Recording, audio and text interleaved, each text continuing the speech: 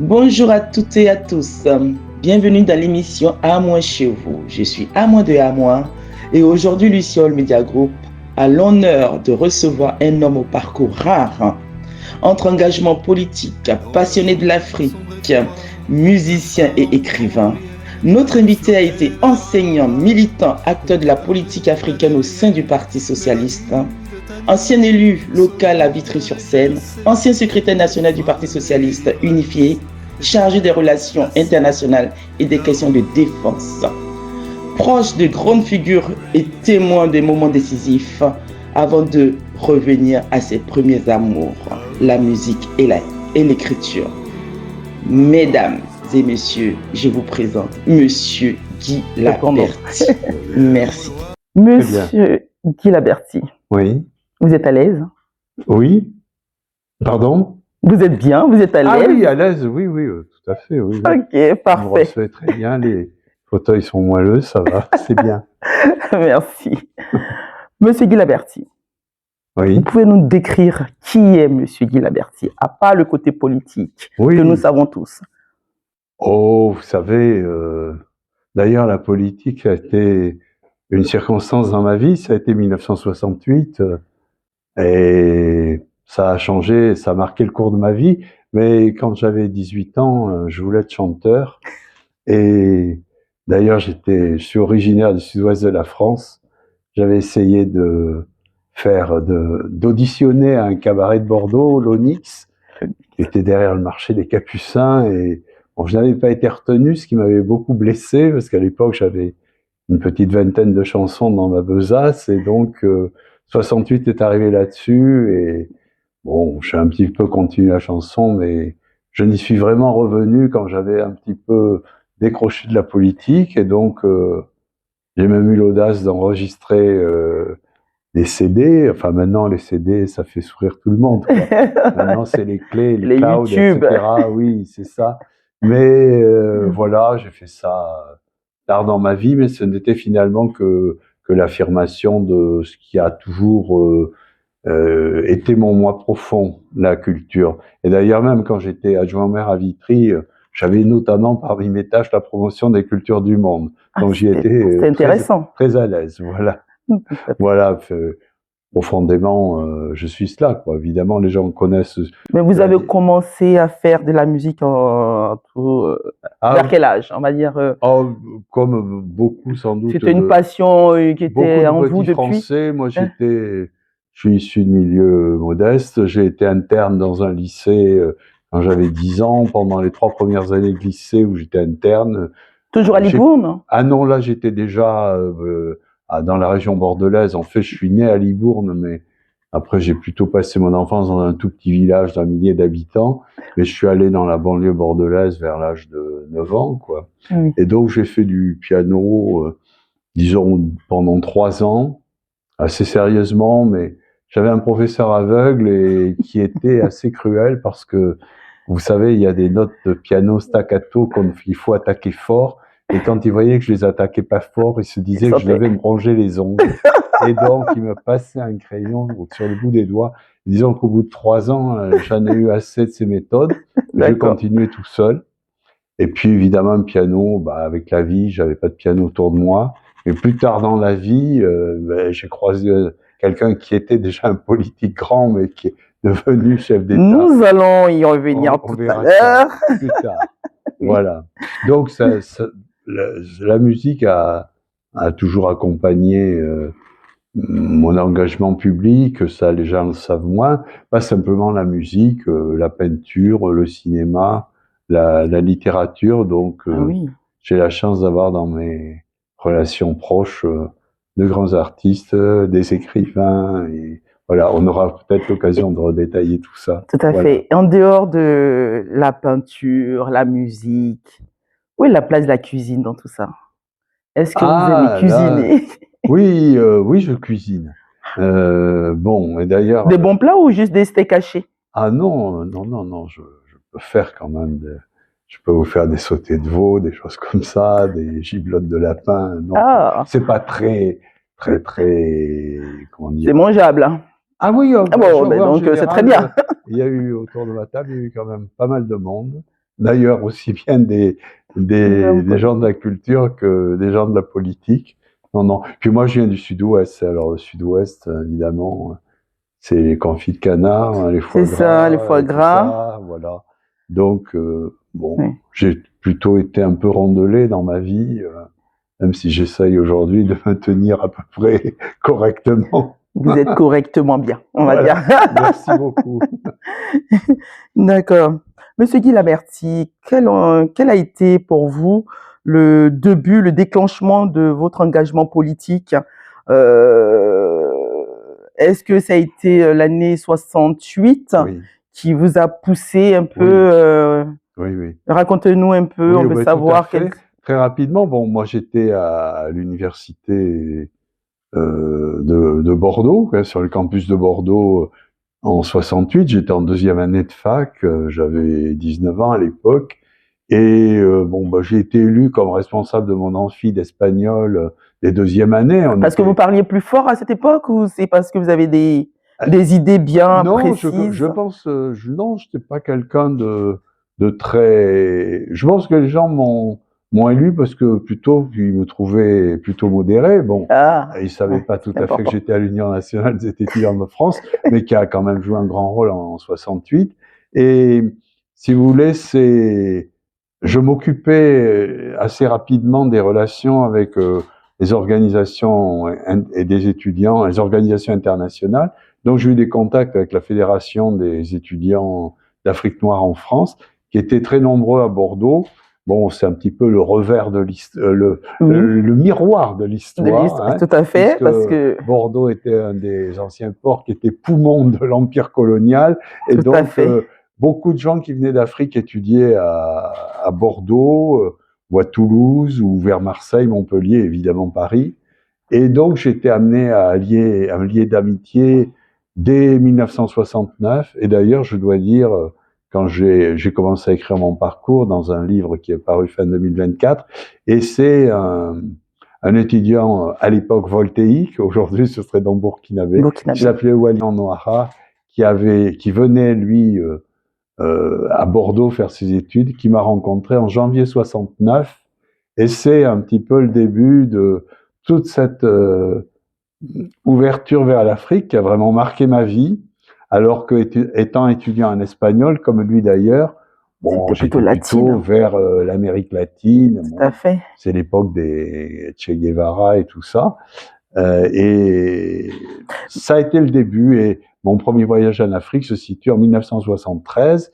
J'ai fait ça en taxi-brousse depuis Sokodé au Togo, où m'avait accueilli un ami togolais, Dominique Zoumaro. J'ai fait le tour par Cotonou, le Bénin. Je suis remonté en taxi-brousse par Akou, Malanville. Je passais le Niger. Et à l'époque, c'était des pistes, hein, là. Les routes n'étaient pas aussi. Je peux vous dire qu'entre Ouagadougou, entre Niamey et Ouagadougou, c'était effectivement des pistes. Hein. J'ai voyagé avec la SNTN, qui était la Société des Transports Nigériens.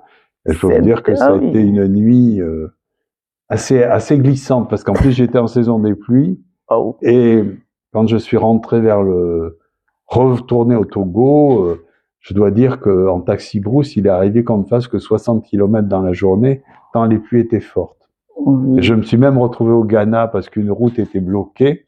Et si je suis rentré accueilli avec enthousiasme, quand j'ai voulu ressortir, n'ayant pas de visa, ça a été un peu compliqué. C'était à quel niveau, celui du Togo? Togo, c'était Ghana, la frontière à Dapan. Dapango, on disait à l'époque, après Dapan. Et donc, ça a été un petit peu compliqué, mais enfin, ça fait partie. Ça ne vous a pas pour autant dégoûté de l'Afrique, hein, vous l'avez pris à bras le corps, hein, l'Afrique. J'ai dû y revenir à peu près 150 fois, donc non, ça m'a pas freiné, vraiment. C'est ce qui vous a valu le surnom de Monsieur Afrique? Ah, mais ça, c'est beaucoup plus tard, hein, parce que vous savez, cette histoire de Monsieur Afrique, c'est venu. Vous voyez, je vous dis, j'étais en 73 pour la première fois en Afrique. C'est ça. Et cette histoire-là est née après que je sois délégué Afrique au Parti Socialiste, c'est-à-dire en 93, donc 20 ans plus tard. Et comme les journalistes sont paresseux et aiment bien les images, ils m'ont trouvé cette histoire de Monsieur Afrique du PS qui m'a toujours déplu, parce que dans l'imaginaire des gens, quand vous parlez d'un Monsieur Afrique, fut-il du PS, pour eux, c'est l'image Focard. Moi, je n'avais rien à voir. C'est pas mon monde. Moi, je viens de milieu populaire. Monsieur Focard, au départ, est un grand homme d'affaires. Et bon, les gens avaient tendance à faire ce parallèle. Et je trouvais que je trouvais ça presque infamant pour employer un mot peut-être un peu fort. Voilà. D'accord. Mais concrètement, votre mission était quoi quand on vous appelait Monsieur Afrique? C'est que vous aviez une mission pour l'Afrique et c'était pour écouter, relayer, influencer ou protéger ou même voir négocier des... Ah non, c'est beaucoup plus simple que ça. Moi, j'ai adhéré très tardivement au Parti Socialiste, c'était en 91, donc j'avais déjà 42 ans. Ouais. Et il se trouve que Pierre Mauroy était... C'était sous Jospin, ça? Ah, c'était avant. Avant Jospin? C'était la fin de François Mitterrand. Donc, Pierre Mauroy, qui avait été son premier ministre, oui. En 1992, il a été élu président de l'Internationale socialiste. Et il me connaissait, puisque je fréquentais déjà un petit peu la Fondation Jean Jaurès, qui est juste née officiellement en 92. Et il m'a choisi pour suivre les partis politiques africains, soit ayant déjà adhéré à l'Internationale, mais il y en avait très peu à l'époque. Oui. Et d'ailleurs, en 92, il y avait à peu près que 5 partis d'Afrique subsaharienne. Que le multipartisme n'était pas encore... Oui, c'est ça, il y avait cette dimension-là, donc il y avait effectivement très peu de partis. Et moi, de 92 à 99, mon travail a été... En fait, bâtir le comité Afrique de l'Internationale s'est fait sous Pierre Mauroy à partir de 1993, et à la fin de son mandat, l'ANC de Nelson Mandela a adhéré à l'Internationale socialiste en 1999. Et d'ailleurs, moi, c'est la première fois que j'ai vu Nelson Mandela, c'était d'ailleurs dans une des réunions, un conseil international au Portugal en 93. Voilà, et je me suis rendu aussi en Afrique du Sud en 94, où il y a eu un comité Afrique à cette époque. Voilà. D'accord.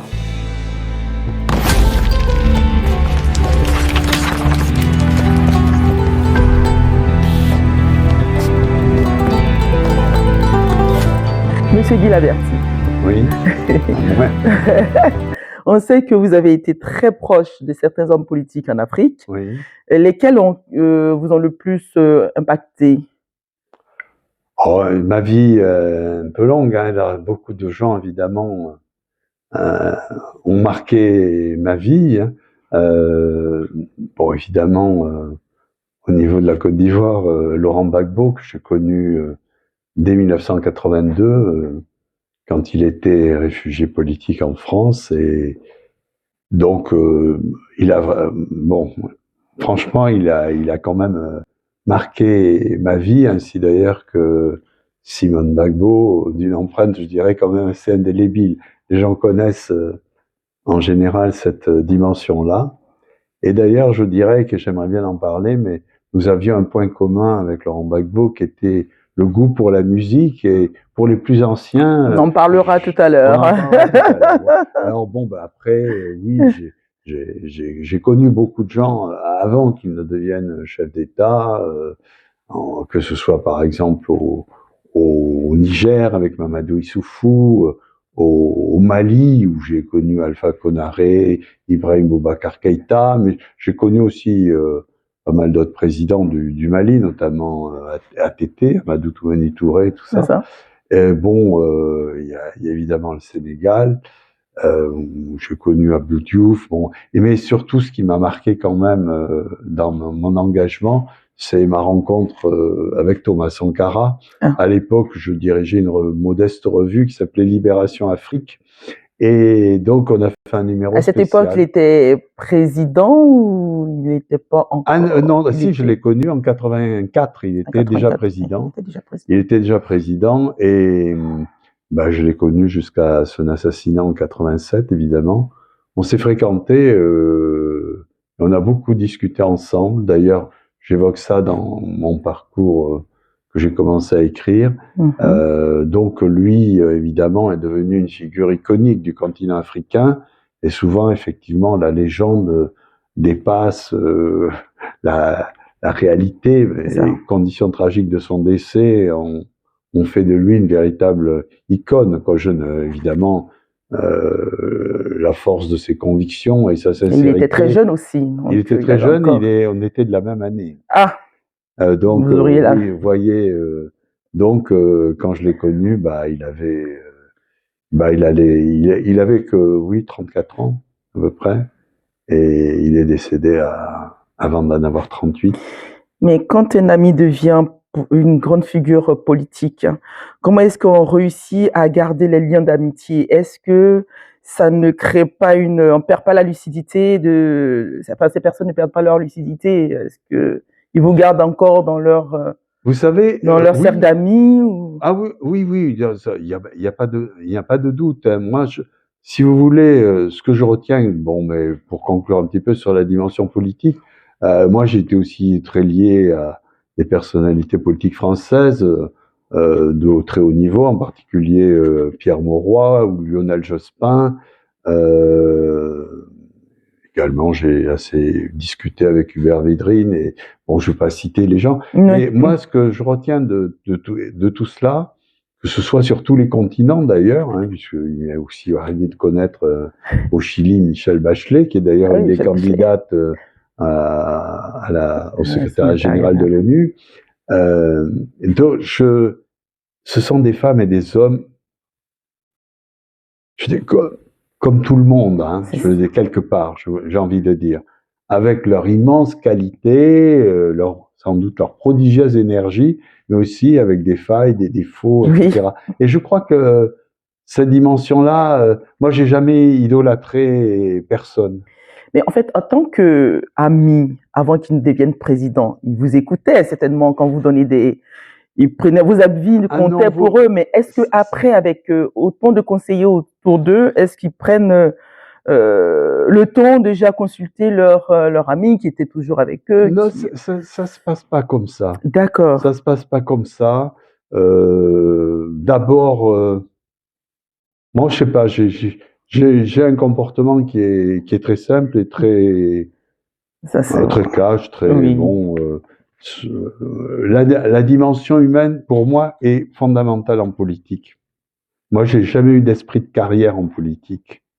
Donc, j'étais pas vraiment un enjeu. Et puis, je vais être très franc, quel que soit le positionnement des gens en France par rapport à l'Afrique, il y avait un intérêt assez médiocre, je dirais.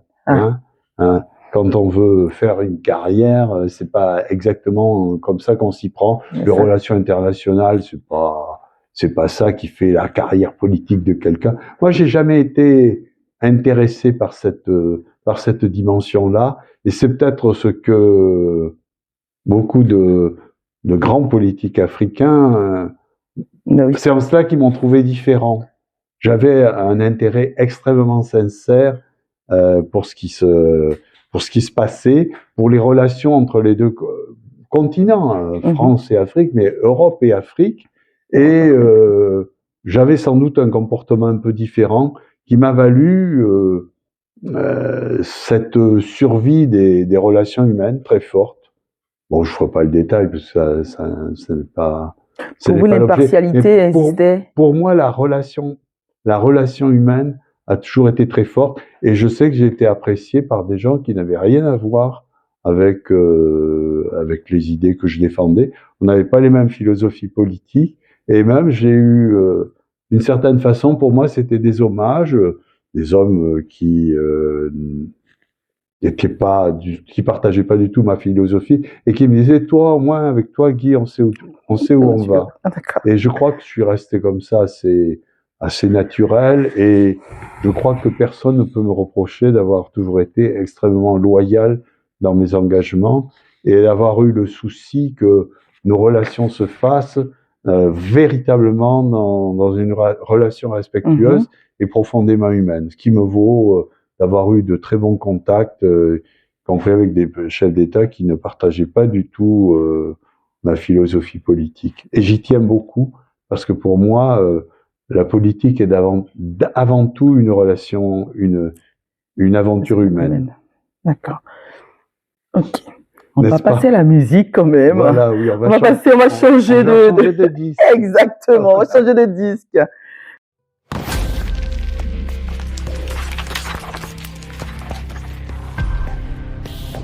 La musique. Oui, la culture. Vos premiers d'amour. Hein. Oui. La culture en général, tout à fait.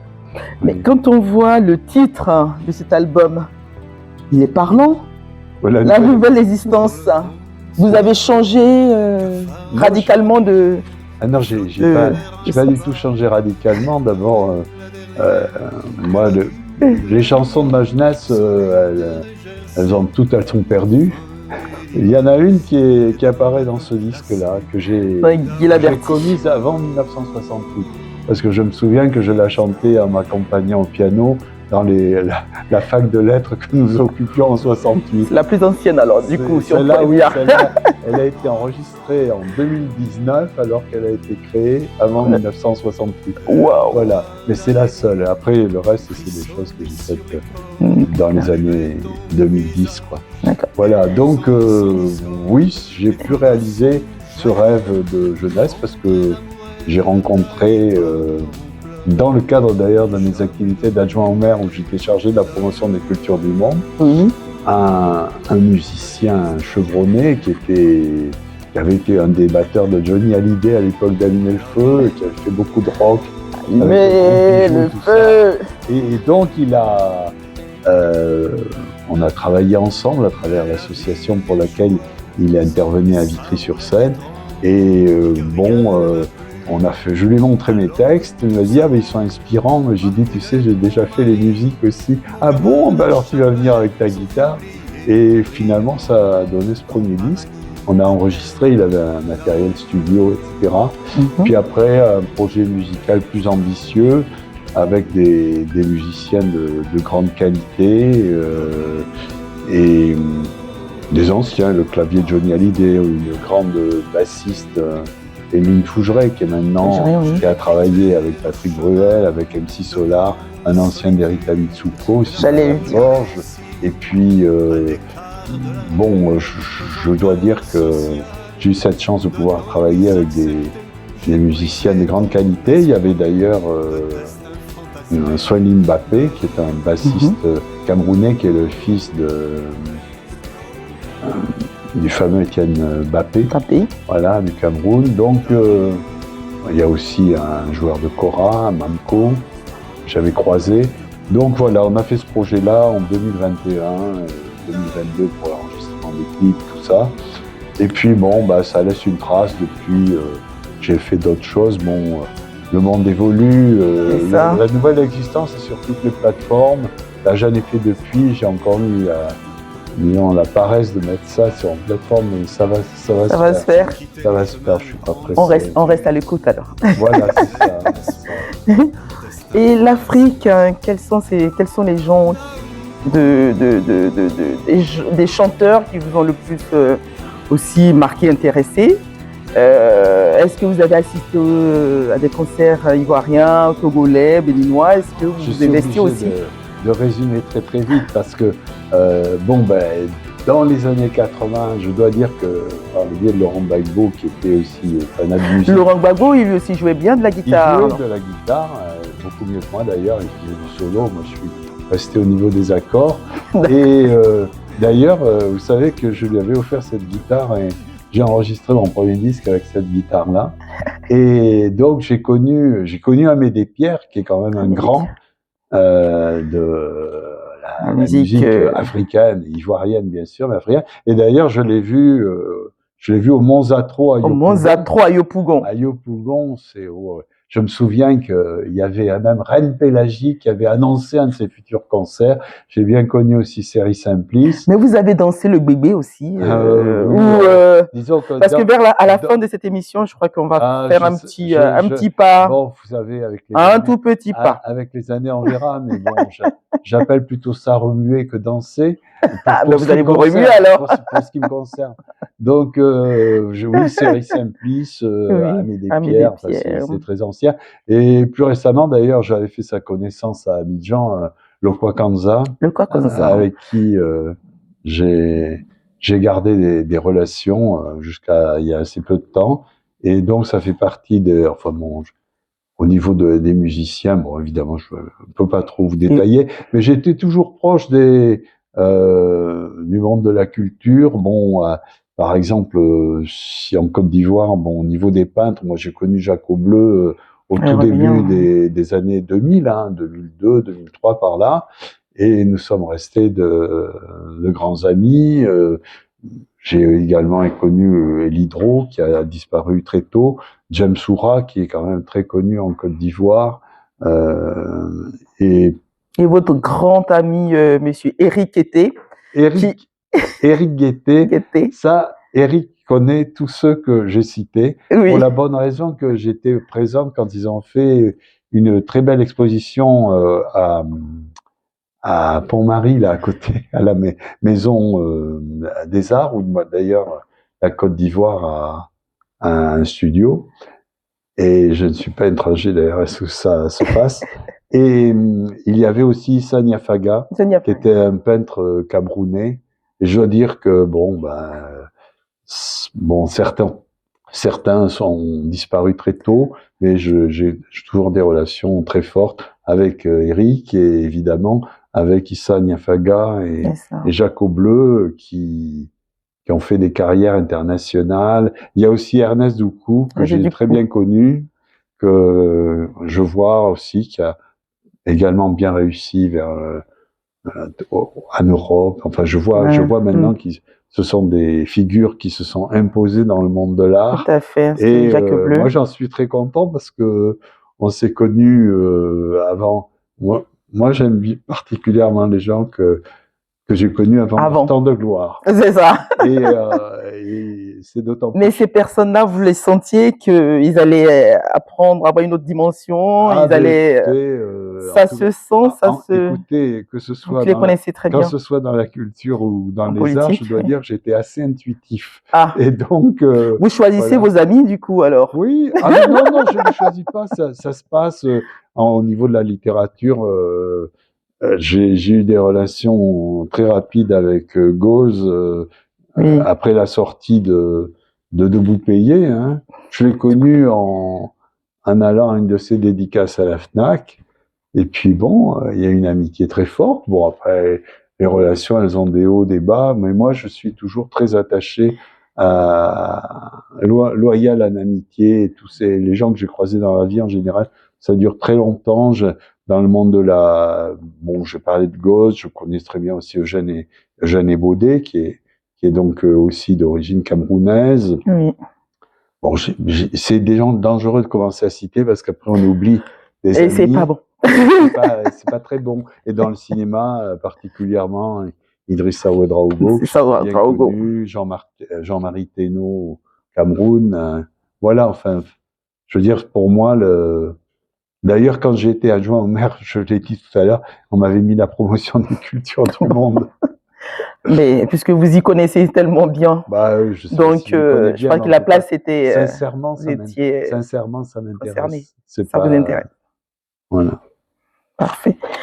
Quelle est la chanson qui vous suit jusque là? Depuis longtemps, vous ne sortez jamais. Elle vous suit, elle vous accroche. Ah non, ça, je pas comme ça. Pas comme ça. Peut-être. Là, quand on a demandé à Brûle-Pourpoint, il y a 2 chansons de Gainsbourg que j'aime beaucoup, qui sont la chanson de Prévert sur les feuilles mortes. Et puis aussi, je suis venu te dire que je m'en vais. Qui sont des.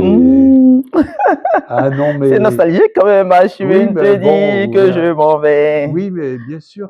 Oui, celle-là, oui, mais bon. Tes pleurs, tes suffoques ne pourront rien changer. Bon, je vous cite celle-là comme ça, parce que quand vous demandez à quelqu'un quelle est votre chanson préférée, bon. Oui, mais c'est une très belle chanson. Oui. Mais bon, je veux dire que oui, ça crée des climats très forts. D'accord. Voilà. Et quel est votre regret qui vous accompagne? Qu'est-ce que vous aurez pu faire ou mieux faire? Oh, je suis pas quelqu'un qui regrette beaucoup les choses. Les choses se sont passées comme ça. Je vais pas vous ramener à la politique. Non. Parce que bon, pour moi, c'est sûr que quand un grand homme a raté la présidentielle en France en 2002, ça a évidemment marqué un tournant Ça vous dans avait ma vie. marqué. Ça avait marqué toute la France, je pense. Hein. Voilà. Toute la France était en berne. Oui, c'est Je ça. me rappelle. Donc, voilà, je crois que c'est ça, parce que c'est aussi des enjeux de vie, quoi. Mais j'ai déjà eu une vie très riche en relations humaines, et donc finalement,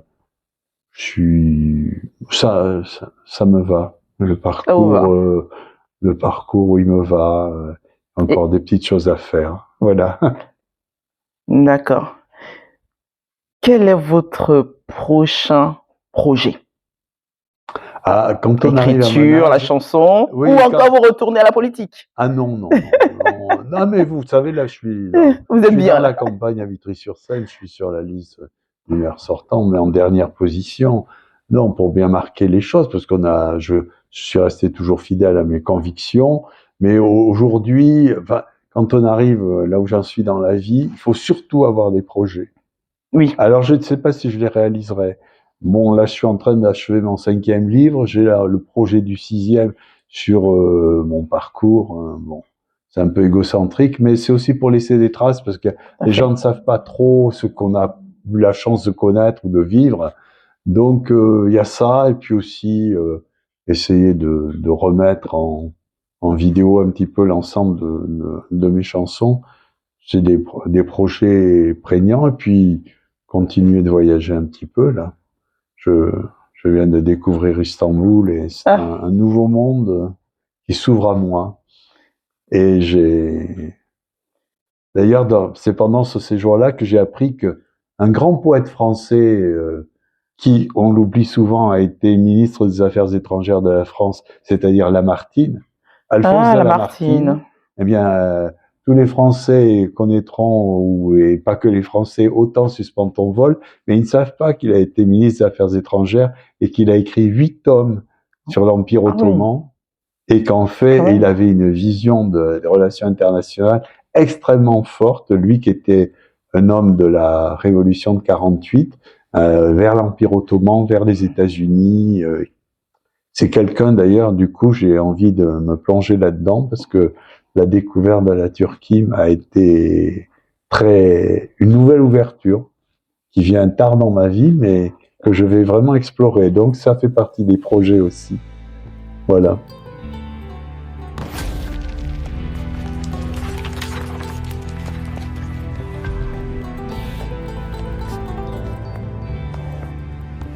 Monsieur Guy Laverty, hier c'était la journée de la femme. Les femmes ont été célébrées. Pour vous, quelles sont les femmes les plus qui ont marqué votre vie? Les femmes africaines, hein, qui ont marqué votre vie, qui ont impacté la vie politique ou même la vie publique, quoi. La vie publique africaine. Bon, écoutez, je vais vous citer peut-être 3 personnes, hein. Voilà, et pas. Bon, d'abord, évidemment, j'ai très bien connu Simone Gbagbo. Simone et Yves Gbagbo. Simone et Yves Gbagbo, qui était que j'ai connu dès 1983. Et donc, si vous voulez, c'est une femme que j'ai connue à un moment de lutte extrêmement fort, où elle a pris la direction d'un syndicat, du SINARES, syndicat d'enseignement supérieur et de la recherche, et qui a joué un rôle déterminant dans le Front populaire ivoirien clandestin, puisqu'à l'époque, elle coordonnait les bases, etc. Et donc, puisque j'étais avec Laurent Gbagbo en France, je l'ai recroisé après Abidjan en 84, etc. Et puis après, il y a eu la vie. Donc, je citerai Simone Gbagbo, qui est une grande battante. Je citerai aussi une autre femme de l'Afrique de l'Ouest, Aminata Traoré, que j'ai également bien connue, qui a été ministre de la Culture du Mali. que d'ailleurs j'ai eu l'occasion d'inviter à travers des initiatives que nous avons tenues en France, et que j'ai revu, je pense, la dernière fois qu'on s'est revu, je crois que c'était à Bamako en 2019, si je ne dis pas de bêtises. Et plus loin, en dehors de l'Afrique centrale, j'ai aussi été marqué par Charity Ngilu. Charity Ngilu a été ministre de la Santé au Kenya. Moi, je l'ai connu, je l'avais invité, j'avais l'organisation d'une rencontre de débat à l'Assemblée. C'était au Sénat, je crois. C'était au Sénat en 99. Je l'avais invitée parce qu'elle avait été candidate à la présidence au Kenya. Et après, elle a fait d'ailleurs un score qui, à l'époque, était de l'ordre de 7%, ce qui, dans le contexte, était très fort. Et Charity Ngilu a essayé de mettre en place la même tentative sur une couverture d'assurance maladie universelle. Et là, je dois dire que la Banque mondiale et le FMI et le président dont elle était ministre ont mis un holà à tout cela. Et c'était aussi une femme battante. Donc, je me permets de m'arrêter à ces 3 femmes fortes, comme je fais un petit peu comme Marine Diaye, hein, qui a écrit aussi un roman, je crois que c'était 3 femmes puissantes, 3 femmes fortes, je ne sais plus, il me semble. Je m'arrête, mais bon, en tout cas, je m'excuse par rapport à celle que j'ai sans doute oubliée, mais bon, comme vous me posez la question brûle pour point, j'ai ces trois personnes, et puis bon, célébrer la femme un jour, c'est quand même un petit peu étrange. Mais enfin, je dois dire que hier, à Vitry-sur-Seine, nous avons inauguré la Maison des Femmes, le 8 mars, voilà, et je pense que c'est un combat qui n'est pas réservé qu'aux femmes, c'est un combat humain pour l'égalité. L'égalité, tout à fait. Voilà. Monsieur Guy Laberty, si vous deviez en un mot définir votre vie, vous diriez quoi? Alors là, que ça a été un parcours. Ma vie, finalement, c'est toute une histoire de rencontres. Que j'ai eu la chance je pourrais dire des rencontres planétaires, puisque ça touche plusieurs continents. Et finalement, c'est une histoire de relations humaines. C'est ça qui reste, et puis qui restera. Et puis on laisse des petites traces, on écrit des bouquins, on fait des chansons, etc. Bon, c'est une façon d'être, c'est notre contribution à ce qu'est la vie. Voilà. Comme un président disait, comment? Un homme doit laisser des traces quand il marche. Pas qu'un homme, les femmes, les hommes, oui, bon, ben oui. Une personne. À la fin, on fait un petit peu, un bilan de son passage. Bon, moi, je trouve que j'ai été gâté. J'ai une vie très forte en relations humaines, et finalement, c'est pas trop mal. Écoutez, d'abord, vous me recevez d'une façon très, très élégante et très confortable. Et puis, je crois qu'on a parlé très franchement, très humainement et sans phare. Donc, c'est ce qui m'intéresse. Voilà, j'ai beaucoup apprécié ce moment et je vous en remercie. Nous aussi. Nous arrivons au terme de cette rencontre avec Monsieur Guy Laberty. J'espère que vous avez été aussi enchantés comme moi à l'écouter. On a beaucoup apprécié. Merci Luciole Media Group. Au revoir. Au revoir. Bonne chance à Luciole.